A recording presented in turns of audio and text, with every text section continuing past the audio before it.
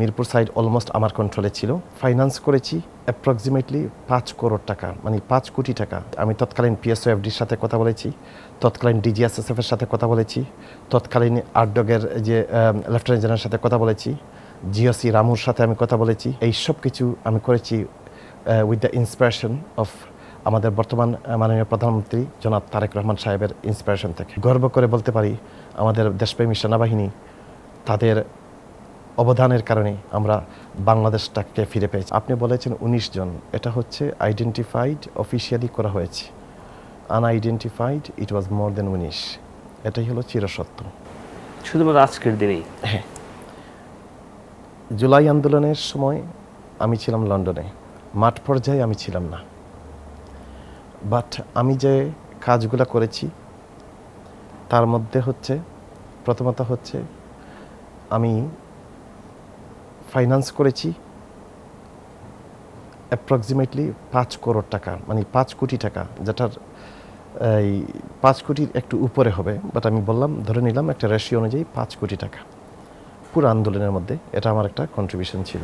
এই যে 5 কোটি টাকা আপনি আন্দোলনে ব্যয় করেছেন, এটা কোন মাধ্যমে, কার মাধ্যমে? এটা হচ্ছে আমার ট্রাস্টের মাধ্যমে এবং আমাদের যে মাসিভ আকারের ভলান্টিয়ার্স গ্রুপ ছিল, তার মধ্যে হচ্ছে ছাত্রদলের, বাংলাদেশ ছাত্রদলের অনেক নামি দামি দায়িত্ব পৌঁছদারি নেতা ছিলেন এগুলোর মধ্যে, এবং তা হচ্ছে ঢাকায় এবং সিলেটে আমার ভলান্টিয়ার্স লোক ছিল, ঢাকায় ভলান্টিয়ার্স ছিল। সেটা আপনারা হয়তো সোশ্যাল মিডিয়া দেখছেন, প্রায় মিলিয়ন ভিউ আছে।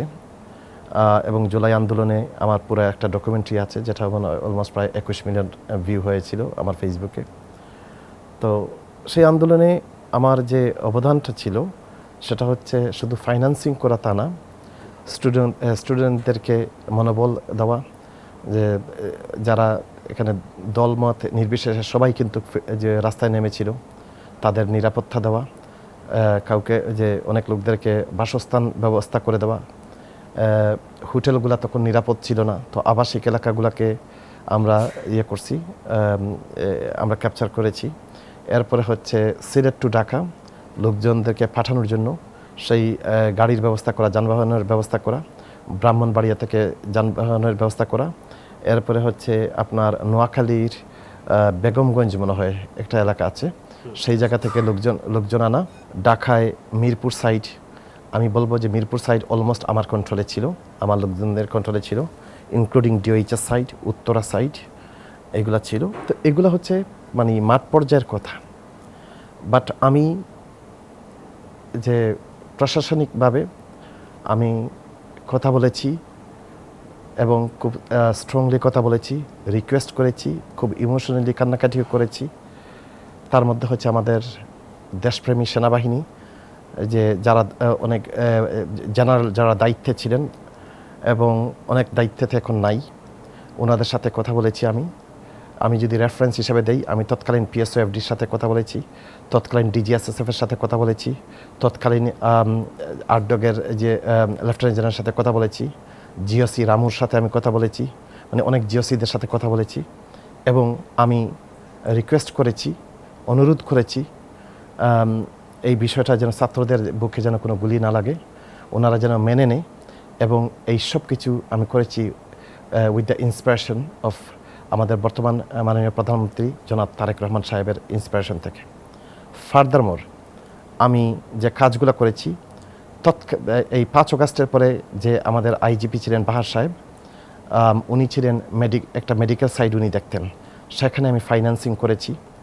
এবং আপনার যে বর্তমান যে ডিজি র্যাব, ওনার সাথে আমার কন্টিনিউসলি কথা হতো পুলিশের। যে এরপরে হচ্ছে বেশ কয়েকজন ডিআইজি আছেন, বেশ কয়েকজন অ্যাডিশনাল আইজিপি আছেন বর্তমানে, ওনাদের সাথে আমি কন্টিনিউসলি যোগাযোগ রেখেছি।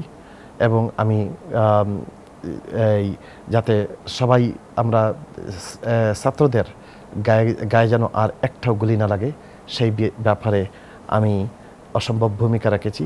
এবং যেটা মাননীয় প্রধানমন্ত্রী জনাব তারেক রহমান সাহেব মোটামুটি সব কিছু ব্যাপারে উনি জানেন, কারণ everything I did owner inspiration থেকে। মানে এই যে ফোনে কথা বলেছেন, এগুলো তো লন্ডন থেকে আপনি ওভার ফোনে কথা বলেছেন, এবং তারা কি রেসপন্স করেছিল এই সময়? Very positive. আমাদের দেশপ্রেমী সেনাবাহিনী অসম্ভব পজিটিভ ভূমিকা রেখেছে। আমি বলতে ভুলে গেছি, আমাদের এয়ার চিফ যে হাসান স্যার আছেন বর্তমানে রানিং, স্যারের সাথেও আমার কথা হয়েছে এবং স্যারের একটা যে কথা আমার খুব পছন্দ হয়েছে। উনি বলছেন, Fahim, I came from a discipline family, I M A discipline officer. আমি কোনো ধরনের ডিসিপ্লিন ভাঙব না, সেই বিশ্বাসটা রাখো। তো ইট জাস্ট হেডস আপ।